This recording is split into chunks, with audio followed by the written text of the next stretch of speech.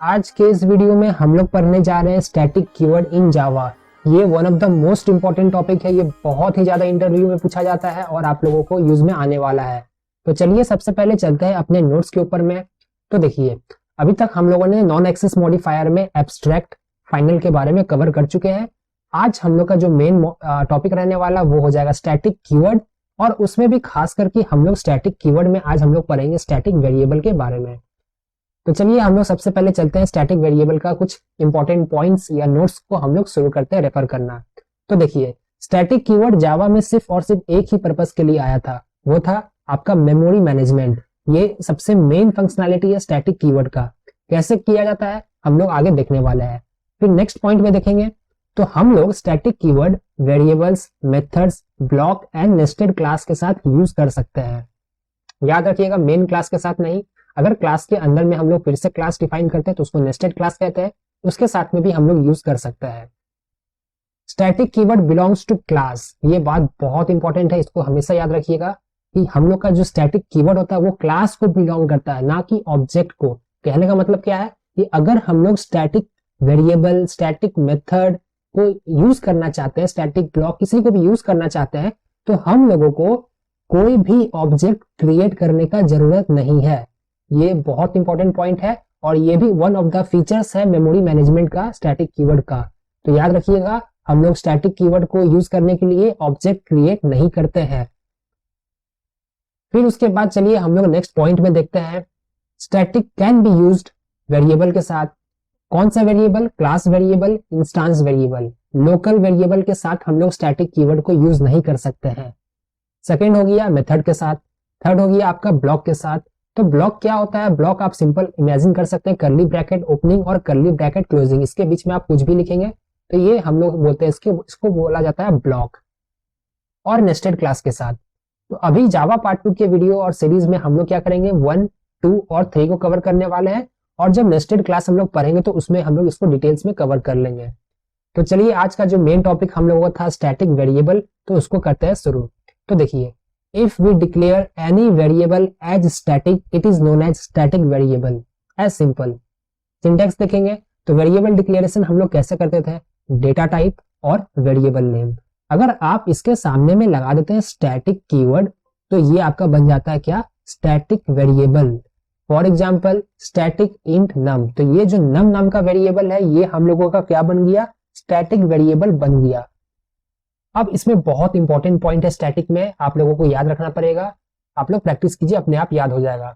तो सबसे first point जो हम लोग देखेंगे स्टैटिक वेरिएबल के बारे में, तो वो हम लोग का क्या है, this static variable will be common property for all object for the same class. For the same class मैं इसलिए बोल रहा हूँ क्योंकि अभी मैं इनहेरिटेंस को इन पिक्चर नहीं ले रहा हूँ। In it is not unique for each object. तो ये कहना क्या जा रहा है कि अगर मान लीजिए हम लोगों का एक क्लास का मल्टीपल ऑब्जेक्ट है, O1, O2 एंड ON तक है, तो अगर हम लोग कोई भी स्टैटिक वेरिएबल क्लास के अंदर में डिफाइन किए हैं, फॉर एग्जांपल कुछ भी नम के हिसाब से मान लीजिए, तो ये जो नम नाम का वेरिएबल रहेगा ये सारे के लिए कॉमन रहने वाला है, मतलब सारे ऑब्जेक्ट इसको शेयर करेंगे और ये कोई भी ऑब्जेक्ट के लिए यूनिक नहीं होने वाला है कि अगर इसमें कोई भी कुछ भी चेंजेस होता है तो वो सारे के लिए रिफ्लेक्ट कर दिया जाएगा। ये बात को याद रखिएगा।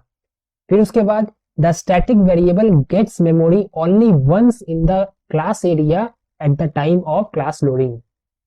तो हम लोग ने देखा था कि क्लास क्या था, टेम्पलेट था। तो हम लोग क्या करते हैं, जब भी इस क्लास का ऑब्जेक्ट बनाते थे तो क्या होता था, मेमोरी ऑक्यूपाई करता था, राइट। लेकिन स्टैटिक वेरिएबल क्या करता है कि जब भी क्लास लोड होता है तो उस समय उसको क्या किया जाता है, मेमोरी एलोकेशन करवा दिया जाता है। तो ये भी एक इंपॉर्टेंट पॉइंट है। फिर उसके बाद देखेंगे तो it makes your program more efficient, saves memory.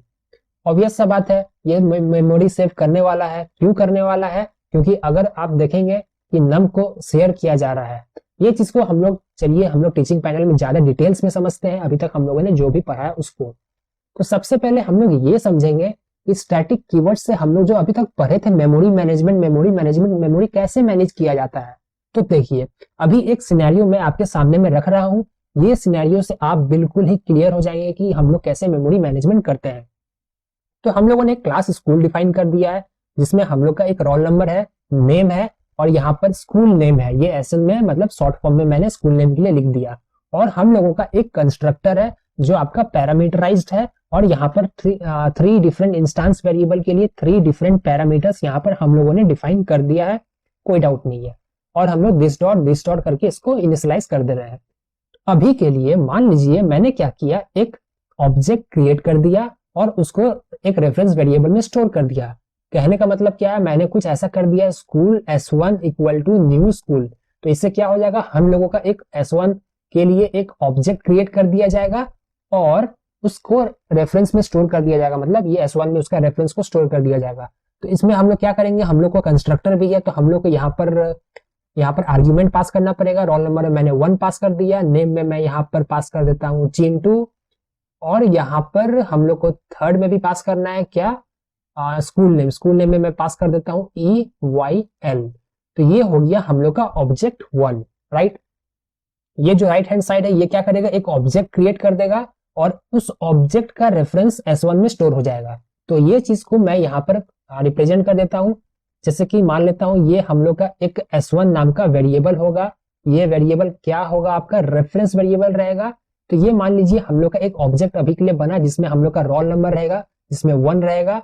Name में हम लोगों ने क्या रखा था, चिंटू रखा था, और हम लोग ने स्कूल नेम में रख दिया था आपका EYL। तो ये हम लोग का कुछ ऑब्जेक्ट बन गया अभी के लिए मान लीजिए, और इसका रेफरेंस है कुछ ऐसा है 369। तो अब ये क्या होगा, S1 इक्वल टू था, इसलिए यहाँ पर भी S1 में हम लोग का ये रेफरेंस स्टोर हो जाएगा। ऑब्जेक्ट क्रिएट हुआ राइट हैंड साइड से, और लेफ्ट हैंड साइड का वेरिएबल जो था रेफरेंस वेरिएबल उसमें स्टोर कर दिया गया। तो ये यहाँ से अब इसको पॉइंट करेगा, अब इसको ये पॉइंट कर दिया, एज सिंपल, ठीक है। अब हम लोग सेकेंड ऑब्जेक्ट क्रिएट करते हैं। अब इसको ध्यान से देखिएगा, यहाँ पर आपको कुछ दिखेगा, मतलब एक प्रॉब्लम दिखेगा, मतलब ये एरर नहीं है लेकिन एक मेमोरी मैनेजमेंट का प्रॉब्लम है। और फिर से मैं क्या करता हूँ, अगेन एक सेकेंड भी क्रिएट कर दिया, 2 इक्वल टू यहाँ पर कुछ मिंटू, और यहाँ पर अगेन स्कूल नेम में, क्योंकि देखिए स्कूल नेम तो सबके लिए सेम ही है, कंसिडर किया जा रहा है, एक ही स्कूल है इसीलिए। तो फिर से क्या हो जाएगा, अगेन फिर से जाएगा, फिर यहाँ पर क्या करेगा, रोल नंबर इक्वल टू 2, और उसके बाद नेम इक्वल टू आपका हो जाएगा मिंटू, और उसके बाद स्कूल नेम में वापस आ जाएगा हम लोगों का SN, यहाँ पर गलत हो गया SN, तो यहाँ पर आ जाएगा EYL, और इसका रेफरेंस हम लोग मान लेते हैं 1 2 3। तो अगेन एक S2 नाम का हम लोग का वेरिएबल बनेगा, और इसमें क्या करेगा, आपका 1 2 3 रेफरेंस स्टोर कर देगा, और ये इसको क्या करेगा, पॉइंट करेगा। तो ये यहाँ तक हो गया, हम लोगों ने क्या किया, 2 डिफरेंट ऑब्जेक्ट क्रिएट कर दिया। अब यहाँ पर आपको कुछ देखने को मिल रहा होगा, क्या देखने को मिल रहा होगा, देखिए अगर मान लीजिए कि हम लोगों के पास 1000 स्टूडेंट है, तो हम लोग क्या करेंगे, ये 1000 ऑब्जेक्ट बनाने वाले हैं, S1 S2 S1000 तक। तो अब क्या होने वाला है, देखिए हम लोग का हीप मेमोरी में 1000 नंबर ऑफ टाइम्स ऑब्जेक्ट बनेगा, लेकिन यहाँ पर देखिए ये जो SN वेरिएबल है स्कूल नेम के लिए, ये जो स्कूल नेम के लिए ये आपका 1000 बार बनने वाला है सारे ऑब्जेक्ट के लिए, जबकि इसमें सारे वैल्यू क्या है, सेम वैल्यू है, सारे के सारे वैल्यू सेम है, स्कूल नेम सबके लिए सेम है, और ये 1000 टाइम्स बनेगा। अगर हम लोग 1000 ऑब्जेक्ट बनाते हैं तो ये बिना मतलब का क्या है, मेमोरी मिसमैनेजमेंट या मेमोरी वेस्टेज, और उसके चक्कर में हम लोग का रिसोर्स भी जा रहा है, पैसा भी जा रहा है, सब कुछ जा रहा है। तो क्या जावा में ऐसा किया जा सकता है कि ये जो कॉमन यूज्ड वेरिएबल है उसको हम लोग क्या करें, ऐसा कुछ कि ये सब कोई शेयर कर पाए। जी हाँ, ये जावा में पॉसिबल है। कैसे पॉसिबल है, अगर आप कोई वेरिएबल को कॉमन बनाना चाहते हैं पूरे क्लास के लिए, पूरे क्लास कहने का मतलब क्या है कि सारे ऑब्जेक्ट उसको शेयर करने वाला है, तो आप क्या कर सकते हैं, उस वेरिएबल के सामने में स्टैटिक कीवर्ड लगा सकते हैं। तो स्टैटिक कीवर्ड से क्या हो जाएगा, आप मान लीजिए अभी मैंने कर दिया कुछ, मैं यहाँ पर ही स्टोर कर देता हूँ directly, static string SN equal to EYL। तो ये जो आपका अब SN वेरिएबल है इंस्टेंस वेरिएबल से चेंज हो गया किसमें, स्टैटिक वेरिएबल में। तो स्टैटिक वेरिएबल में अगर चेंज हो गया तो अगेन ये हम लोगों का कॉमन हो जाएगा सबके लिए। अगर जब भी क्लास लोड करेगा तो क्या होता था, स्टैटिक वेरिएबल लोड होता था।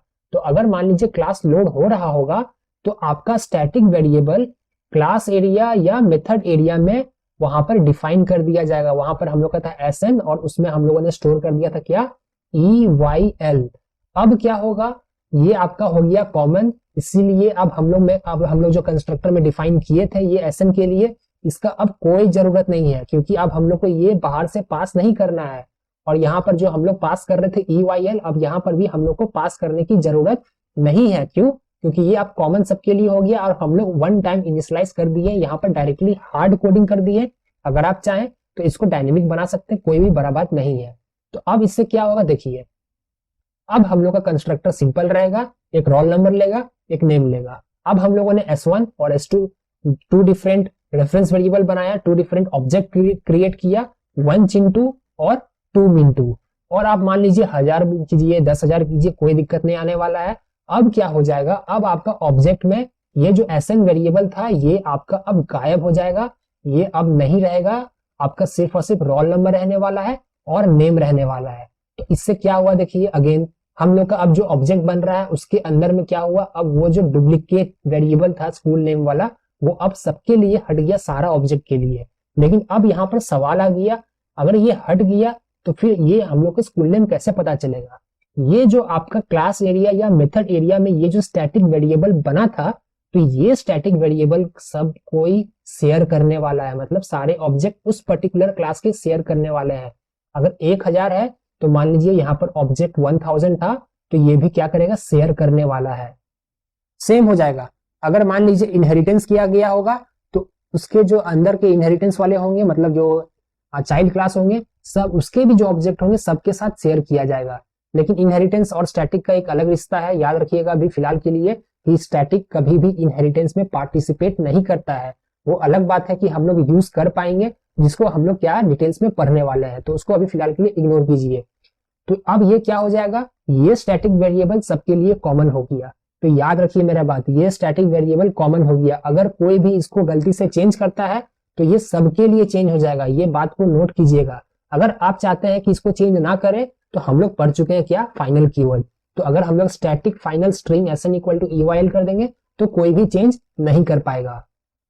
तो ये आपका था अब मेमोरी मैनेजमेंट। कहाँ हम लोग 1000 नंबर ऑफ टाइम्स ये स्ट्रिंग वेरिएबल SN को हम लोग बार बार डिक्लेयर करके उसमें वैल्यू इनिशियलाइज कर रहे थे, कहाँ सिर्फ एक बार में ही हम लोग का काम बन गया और इसको सब शेयर करेगा। तो याद रखिए आपको स्टैटिक वेरिएबल किसको बनाना है, जो आपका प्रॉपर्टीज सबसे कॉमन है, सबसे कॉमन है आप उसको स्टैटिक वेरिएबल बना दीजिए।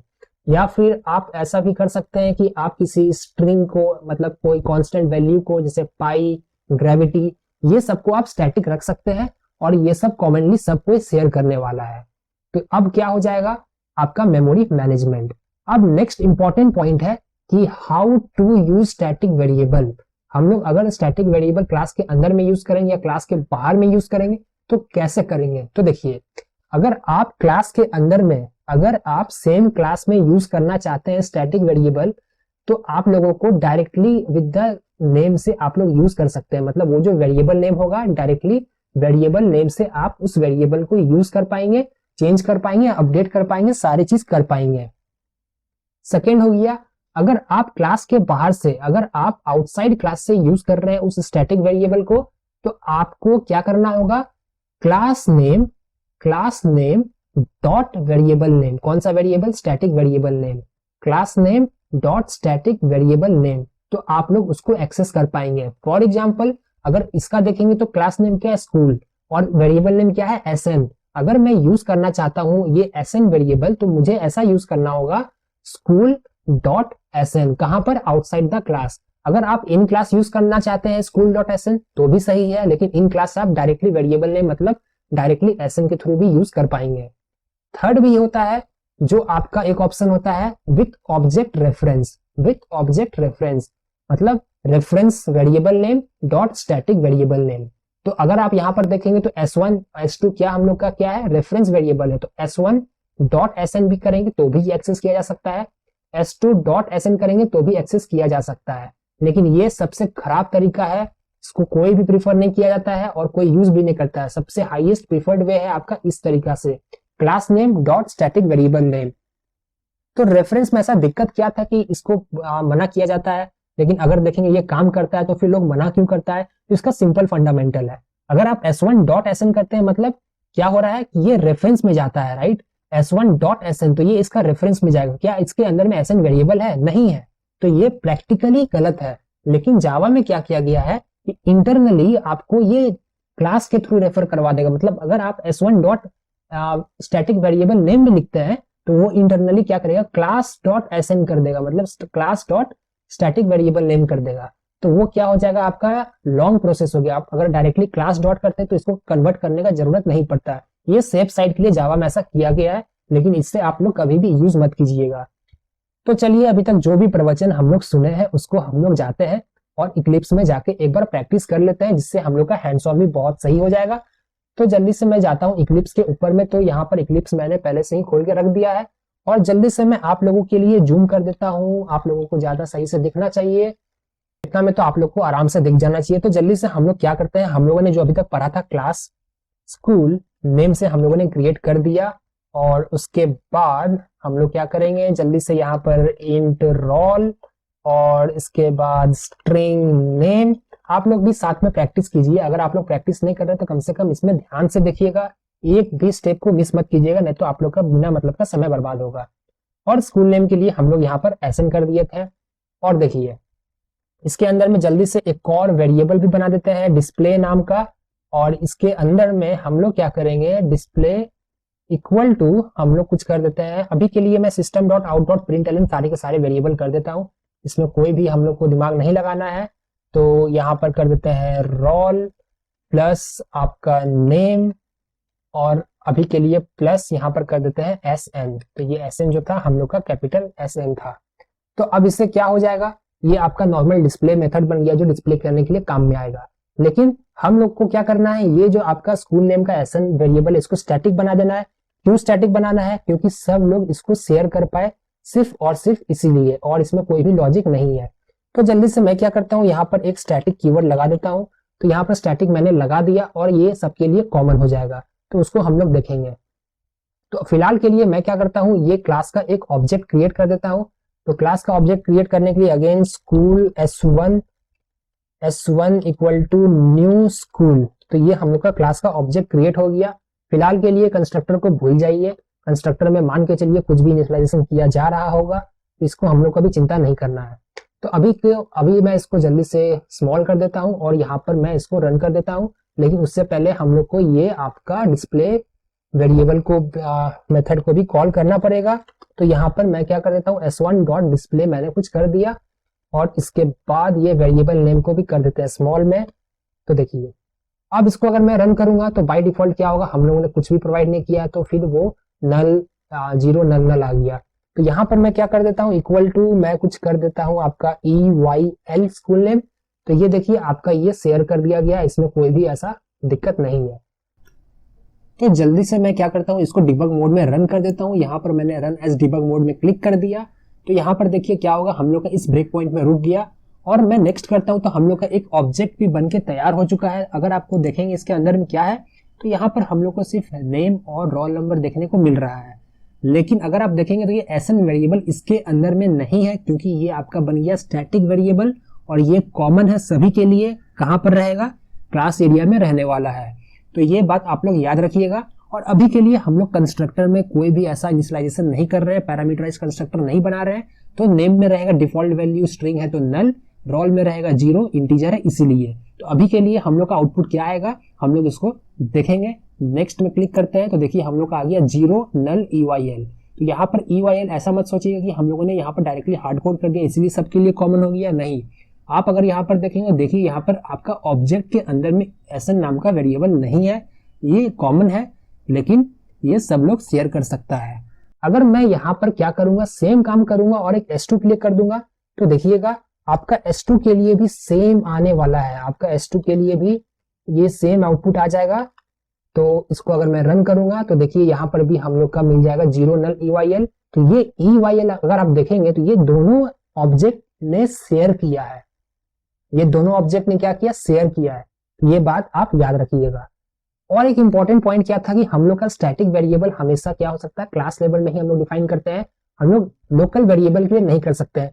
अगर मान लीजिए मैं यहाँ पर इंट i इक्वल टू 10 कुछ ऐसा लिख दिया और मैं चाहता हूं कि इस i को स्टैटिक वेरिएबल बना दूं, तो यहाँ पर देखिए हम लोग को एरर थ्रो कर दिया जाएगा। यहाँ पर देखिए एक रेड आइकन आ गया और यहाँ पर लिख दिया illegal modifier for parameter only final is permitted, मतलब आप इसको फाइनल बना सकते हैं लेकिन स्टैटिक नहीं बना सकते हैं। अगर फिर भी हम लोग यहाँ पर इसको रन करते हैं तो देखिए ये साफ साफ लिख दिया illegal modifier for the parameter i. तो लोकल हम लोग का कभी भी नहीं बन सकता है, ये बात को याद रखिएगा।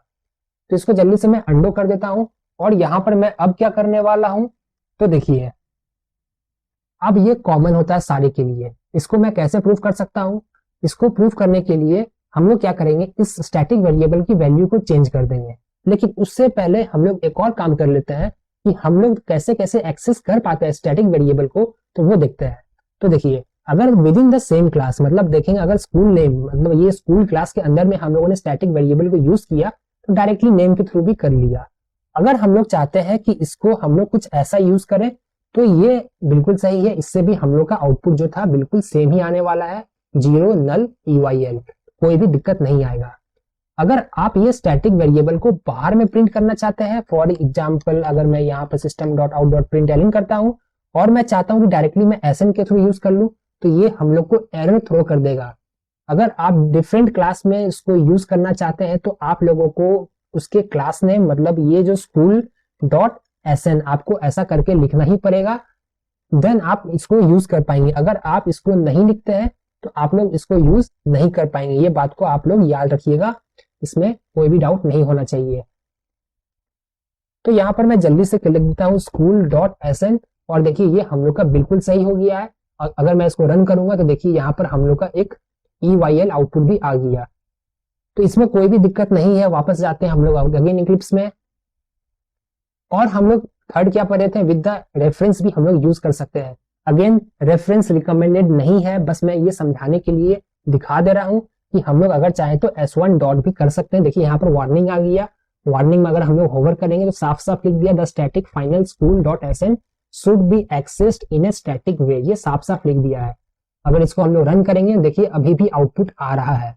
लेकिन क्या होगा कि अगर हम लोग चेंज कर देंगे इस स्टैटिक वेरिएबल को, तो चेंज करने के लिए मैं क्या करता हूं, चेंज करने के लिए अभी के लिए मैं कर देता हूं S1 डॉट SN, ये SN हो गया इक्वल टू, मैंने कुछ कर दिया EYL कोड। तो इससे क्या हो गया, हम लोग अपने स्टैटिक वेरिएबल की वैल्यू को चेंज कर दिए, जो प्रीवियस वैल्यू था उसको ओवरराइड कर देगा, उसको रिमूव करके रिप्लेस कर देगा EYL कोड से। अब ये देखिए ये स्ट्रिंग में ऐसा नहीं होता है, स्ट्रिंग में स्ट्रिंग आपका इम्यूटेबल है, इसके बारे में हम लोग और भी डिटेल्स में पढ़ेंगे स्ट्रिंग में कैसा आपका वैल्यू चेंज किया जाता है। लेकिन फिलहाल के लिए EYL से हट के आ जाएगा आपका EYL कोड। तो अब हम लोग अगर प्रिंट करेंगे तो देखिए क्या क्या होगा, डिस्प्ले के अंदर में हम लोग का देखिए क्या होगा। चलिए इसको हम लोग अब डिबगर मोड में करते हैं रन। तो अगर इसको मैं यहाँ पर ब्रेक पॉइंट लगा दूं और रन एज डिबग मोड में करूं तो देखिए यहाँ पर क्या होने वाला है। तो सबसे पहले हम लोग का ये ब्रेक पॉइंट में जाके रुक गया, उसके बाद मैं स्टेप ओवर करने वाला हूँ। तो स्टेप ओवर करने से देखिए ये S1 का ऑब्जेक्ट बन के तैयार हो गया और इसके अंदर में नेम है और रोल है। तो नेम में नल है क्योंकि हम लोगों ने कुछ भी प्रोवाइड नहीं किया, डिफॉल्ट वैल्यू ये सारे के सारे अपने आ गया। और अगर मैं हम लोग यहाँ पर डिस्प्ले को कॉल करते हैं डिस्प्ले मेथड को, तो फिलहाल के लिए 0 नल EYL, क्योंकि हम लोग का डिस्प्ले में रोल नंबर, नेम और स्टैटिक वेरिएबल को हम लोगों ने प्रिंट करके रख दिया है। लेकिन अब क्या किया जा रहा है कि हम लोग S1.SN को कर दे रहे हैं EYL कोड। देखिए अगेन मैं बोल रहा हूँ इसको ऐसे नहीं करना, बस मैं दिखाने के लिए कि यहाँ पर कर दिया है, रेफरेंस के थ्रू हम लोग यूज कर रहे हैं। तो चलिए यहाँ पर मैं नेक्स्ट करूंगा तो देखिए क्या हो गया, अंदर में आप चेंज हो गया होगा, ये जो आपका SN वेरिएबल है ये चेंज हो गया होगा डेफिनेटली। अब मैं यहाँ पर अगर प्रिंट करूंगा S1.SN तो देखिए ये क्या कर दिया अब EYL कोड। अब अगर सेम हम लोग S2 के लिए करेंगे तो देखिए अगर मैं इसको नेक्स्ट करूंगा स्टेप ओवर से तो S2 का यहाँ पर ऑब्जेक्ट बन गया, जिसके अंदर में अगेन वही चीज आया होगा, आपका नल, नेम में नल और आपका रोल नंबर में आ गया होगा 0 बाय डिफॉल्ट। तो अगर हम लोग इसको नेक्स्ट करेंगे तो देखिए स्टेप ओवर करने पे हम लोग का क्या आउटपुट आ जाएगा, 0 नल EYL कोड। तो देख लीजिए यहाँ पर अब S2 वेरिएबल के लिए क्या हुआ, ये जो आपका रेफर कर रहा होगा पर्टिकुलर स्टैटिक वेरिएबल, उसकी वैल्यू को चेंज कर दिया गया, उसका वैल्यू को अपडेट कर दिया गया। तो जो भी अपडेट किया उससे फर्क नहीं पड़ता है, लेकिन वो सारे के लिए अपडेट हो जाएगा जो भी उसको यूज कर रहा हो, क्योंकि वो शेयर किया जाता है। तो ये हो गया आप लोगों का मोस्ट इंपॉर्टेंट यूजेस। और एक और हम लोग यूज कर सकते हैं, ये एग्जांपल समझने के लिए वापस चलते हैं हम लोग टीचिंग पैनल में और एक सिनेरियो मैं आपके सामने प्रेजेंट करता हूं। तो देखिए अगर मान लीजिए कि हम लोगों को क्या करना है कि एक क्लास है जिसके अंदर में हम लोग का पाई का वैल्यू है। तो अभी के लिए मैं सिंपल लिख देता हूँ, एक क्लास है जो हम लोग का मैथ्स क्लास है जिसके अंदर में हम लोगों का एक स्टैटिक फ्लोट ऐसा कुछ एक मान लेते हैं वेरिएबल है, और यहाँ पर P I equal to 3.14f ऐसा कुछ हम लोगों ने लिख दिया। अब देखिए हम लोग को ये क्या बेनिफिट दे सकता है मेमोरी मैनेजमेंट में, ये हम लोग का सेकेंड एग्जाम्पल है। तो अगर आप इसको देखेंगे तो ये क्या हो गया, हम लोग का एक स्टैटिक वेरिएबल हो गया। अगर अभी के लिए आप भूल जाइए स्टैटिक वेरिएबल नहीं है, अभी के लिए बस आप मान लीजिए स्टैटिक वेरिएबल ये नहीं है, ये चीज को अभी इग्नोर कर दीजिए। तो ये क्या करेगा, ये एक नॉर्मल इंस्टांस वेरिएबल बना देगा पी नाम का, जिसमें 3.14 कर देगा। अब फिर से मान लीजिए कि हम लोग के पास एक क्लास है, हम लोग सर्कल नाम दे देते हैं, हम लोग क्लास का नाम सर्कल दे देते हैं, और ये सर्कल क्लास में हम लोग को अगेन पाई का वैल्यू का जरूरत पड़ा। तो हम लोग क्या कर सकते हैं, फिर से कर देंगे यहाँ पर float P I equal to 3.14f ऐसा कर देंगे, बिल्कुल सही है। तो यहाँ पर एक प्रॉब्लम आ गया। प्रॉब्लम क्या है, कोड रीयूजेबिलिटी नहीं हो रहा है। यहाँ पर आप पाई का वैल्यू डिफाइन कर चुके थे, यहाँ पर भी आप पाई का वैल्यू फिर से डिफाइन कर रहे हैं, तो ये गुड प्रैक्टिस नहीं है।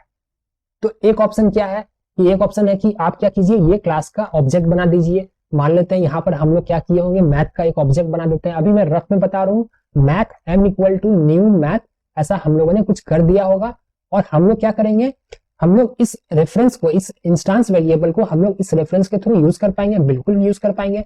और जहां भी हम लोग को इस क्लास के अंदर में पाई का जरूरत पड़ रहा होगा, हम लोग उस प्लेस में क्या कर देंगे, m.py कर देंगे। तो इससे क्या हुआ, हम लोग का कोड रीयूजेबल बन गया, राइट। अब हम लोग यहाँ पर वापस पाई को डिफाइन नहीं किए, हम लोग क्या किए, इस क्लास का ऑब्जेक्ट बना दिए, और इस ऑब्जेक्ट इस रेफरेंस के थ्रू हम लोग पाई का वैल्यू यूज कर लिए। लेकिन ये बहुत बड़ा चैलेंजेस क्रिएट कर रहा है। क्यों, अगर मान लीजिए यहाँ पर हम लोग का बहुत सारे वेरिएबल रहते हैं, तो ये हम लोगों ने क्या किया, ये हम लोगों ने एक ऑब्जेक्ट बनाया, तो यहाँ पर एक हीप मेमोरी में ऑब्जेक्ट बनता। अगर इसके अंदर में 100 वेरिएबल है, तो इसके अंदर में सारे 100 वेरिएबल यहाँ पर बनते हैं, जिसमें से हम लोग को सिर्फ एक वेरिएबल का जरूरत था, जो वेरिएबल का नाम था पाई। एक वेरिएबल को यूज करने के लिए हम लोगों ने क्या किया, 100 वेरिएबल बनाया, मतलब 99 वेरिएबल का तो हम लोग को काम ही नहीं था।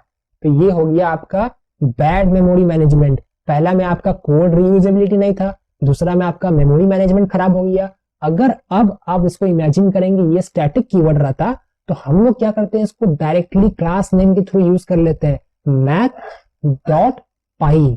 तो इससे क्या होता है, डायरेक्टली हम लोग क्लास नेम के थ्रू यूज कर लेते हैं, हम लोग को ऑब्जेक्ट बनाने की जरूरत भी नहीं पड़ती। तो ये 99 का सिनेरियो भी नहीं आता। तो यहाँ पर हम लोग को सिर्फ वही वेरिएबल यूज में आता, सिर्फ वही वेरिएबल मेमोरी ऑक्यूपाई करता जिसका रियल हम लोग को जरूरत है। तो ये स्टैटिक कीवर्ड का आप लोगों को बेस्ट एग्जांपल मिल गया है। आप लोगों का स्टैटिक वेरिएबल अब क्लियर हो जाना चाहिए, कोई भी डाउट पक्का नहीं होना चाहिए। अगर डाउट है तो आप कमेंट सेक्शन में लिखिए, मैं आपको फिर से समझा दूंगा। तो यहाँ पर हम लोगों ने सारे के सारे चीज को देख लिया है, तो यहाँ पर और कुछ भी देखने लायक नहीं रहा है। वापस चलते हैं नोट्स में और हम लोग जल्दी से सम अप कर देंगे। तो ये हम लोग लास्ट पॉइंट जो था हम लोग का शेप्स मेमोरी, ये हम लोग समझ चुके हैं।